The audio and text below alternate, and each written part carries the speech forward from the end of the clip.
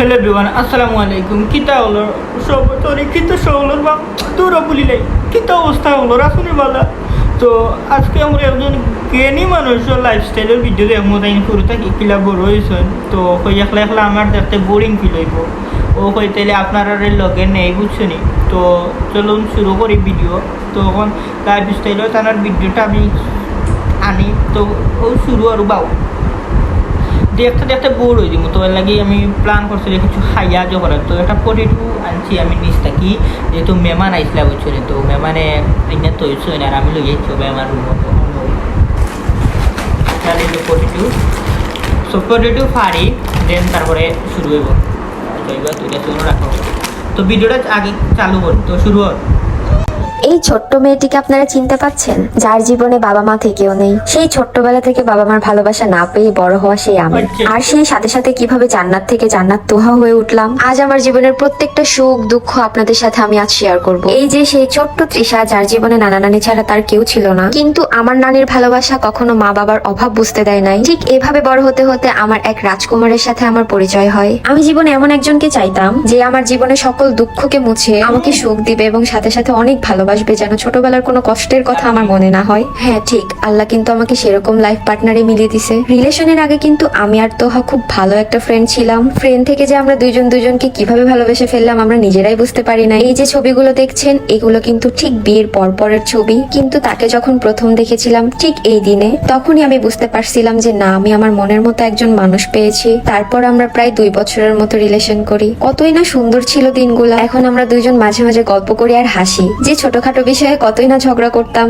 আমি খুব সাধারণ এবং মধ্যবিত্ত ফ্যামিলির একটা মেয়ে, আর এখানে আমাকে অনেকেই কোশ্চেন করে যে বাবা মা থেকেও কেন নেই। একদিন আমি আমার জীবনের কষ্টের কথা আমি সবকিছু শেয়ার করব। তার মধ্যে এখানে কিছু বলি। যখন আমি সেই ছোট্ট তৃষা ছিলাম তখন আমার বয়স মনে হয় 6 থেকে 7 বছর। তখন আমার মা বাবার সেপারেশন হয়ে যায়, কিন্তু আমি এখনো বুঝি না যে তাদের এই ভুলের কারণে কেন আমাকে কষ্ট পেতে হবে, কেন মানুষের কাছে কথা শুনতে হবে। সেই কষ্টগুলো পেতে পেতে আজ আমি এত বড় হয়েছি। জানি না কিভাবে আপনাদেরকে সবকিছু বলবো, কিন্তু আপনারা আমাদেরকে এত পরিমাণ ভালোবাসেন, এত পরিমাণ সাপোর্ট করেন। আর আমি যেহেতু আপনাদের সাথে সবকিছু শেয়ার করি, আমারও ইচ্ছা যে আমি কিভাবে বড় হয়েছি, কিভাবে কষ্ট করছি, কিভাবে লাইফে স্ট্রাগল করছি সব একদিন বলবো। তখন আমাকে খারাপ কথা বলতে আপনাদের একটাবার হলেও ভাবতে হবে যে মানুষ মাত্রই ভুল হয়। বাট আল্লাহর কাছে বলি এখন আমি আলহামদুলিল্লাহ অনেক বেশি সুখে আছি, শুধুমাত্র এই মানুষটার জন্য। এই মানুষটা কখনো কষ্ট পেতে দেয় নাই আমাকে। যখন আমি তাকে বলি যে কেন আমার বাবা মা থেকেও নেই, কেন আমার লাইফটা এরকম, কেন আমি সাধারণ মেয়েদের মতো বড় হতে পারলাম না,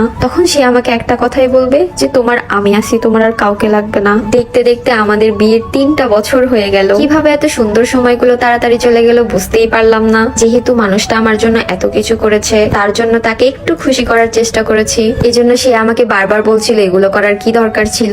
আপনাদের কাছে আমার একটা চাওয়া যে আমাদের দুজনের জন্য দোয়া করবে, যেন আমরা সারাটা জীবন এভাবে কাটাই দিতে পারি। আর এই যে ঘরটাকে যে এত সুন্দর করে সাজাইছিলাম, সে মানুষটা কিন্তু একটুও বুঝতে পারে নাই, কারণ সে একটা কাজে বাহিরে ছিল। আর এই হচ্ছে আমার খালাতো ভাই, ওর অবদান একটু বেশি, কারণ ওই রুমটাকে এত সুন্দর করে সাজাইছে। আমি শুধু বলে দিছি এটা এখানে লাগা, ওটা ওখানে লাগা। যাই হোক, সবাই মাশাআল্লাহ বলবেন, যেন আমরা ঠিক এইভাবে হাসি খুশি থাকতে পারি সারা জীবন। আর আপনারা অবশ্যই কমেন্ট করবেন আমাদের দুজনকে এখানে কিরকম লাগতেছে। আর আমার একটা জিনিস খুব ভালো লাগছে যে আমি ওকে বলেছিলাম আমাকে অ্যানিভার্সারিতে 2টা গোলাপ ফুল এনে দিও, আর সে আমার জন্য কতগুলো গোলাপ আনছে। আজকের ভিডিওটা আপনাদের কাছে কেমন লাগছে অবশ্যই কমেন্ট করে জানাই দিবেন। সবাই ভালো থাকবেন, সুস্থ থাকবেন, আল্লাহ হাফেজ। তো ও আসলে ভিডিওটা জ্ঞানী লোকের ভিডিও তো কি লইছে একটু কমেন্ট করে জানাই ভাই। আর লাইফস্টাইল শুনিয়া হারার দুঃখ লাগছে খাদ্য কমেন্ট বক্স খোলা তোমার থাকে যেটা এটা কইবার কইলাম। তো টাটা।